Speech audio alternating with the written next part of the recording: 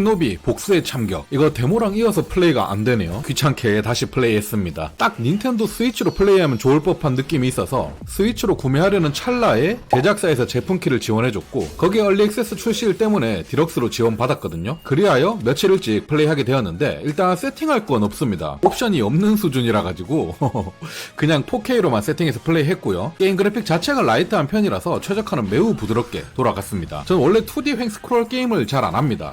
방금 마음속으로 이 아저씨 취향 진짜 편식 심하네 라고 생각하셨죠? 아닙니다.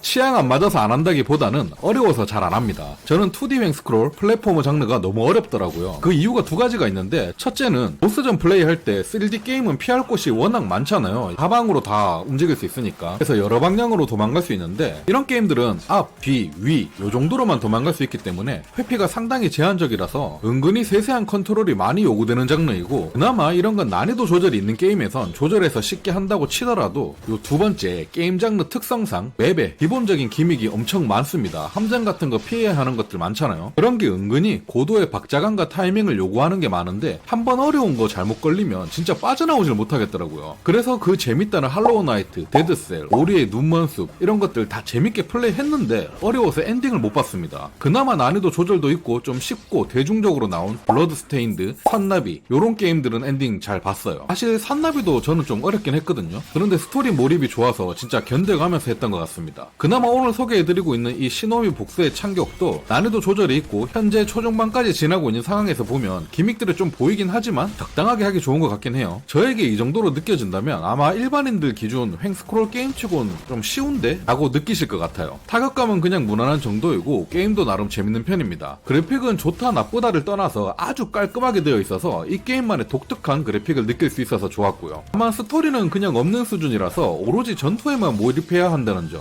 살짝 아쉽긴 했어요. 플랫포머 장르 스토리 좋은 게임들 보면 은근히 몰입도가 장난 아닌데 이 게임은 스토리가 있긴 하지만 진짜 개 흔하고 뻔한 스토리라서 그냥 글 안 읽고 다 스킵하면서 플레이해도 어떤 스토리인지 싹 다 유추되는 수준입니다. 그냥 단순히 복수하는 내용이에요. 그렇기에 여러분들에게 추천드린다고 한다면 좀 스토리충의 감성도 가미된 플랫포머 게임 산나비, 카타나 제로 이런 게임을 재밌게 하셨고 플랫포머 장르 할 때 이런 타입의 게임만을 원한다 하시는 분들에게는 추천드리기 좀 애매하고요. 그냥 난 이런 장르 자체를 좋아한다. 스토리는 무슨 전투와 그래픽 감성, 숨겨진 지역 찾는 탐험들 이런 것들이 중요하다 싶으신 분들은 가격도 그렇게 비싼 게임은 아니다 보니까 플레이 해보실 만한 게임이 아닐까 싶습니다. 현재 일반판 같은 경우에는 뭐 10% 할인하고 있어서 25,000원이라 플랫포머 좋아하신다면 부담없이 해볼 만한 가격이긴 합니다. 개인적으로 저는 산나비, 카타나 제로 같은 스토리에 힘을 더 실은 플랫포머를 선호하기 때문에 제 취향과는 거리가 좀 있었다 라고 말씀드리면서 오늘 영상 마치도록 하겠습니다. 그리고 지금 영상 제작하고 있는 시간 기준으로 2시간쯤 뒤에 메탈 기어 솔리드 얼리 액세스도 출시하는데 그것도 열심히 플레이 한번 해보고 돌아오도록 하겠습니다. 감사합니다.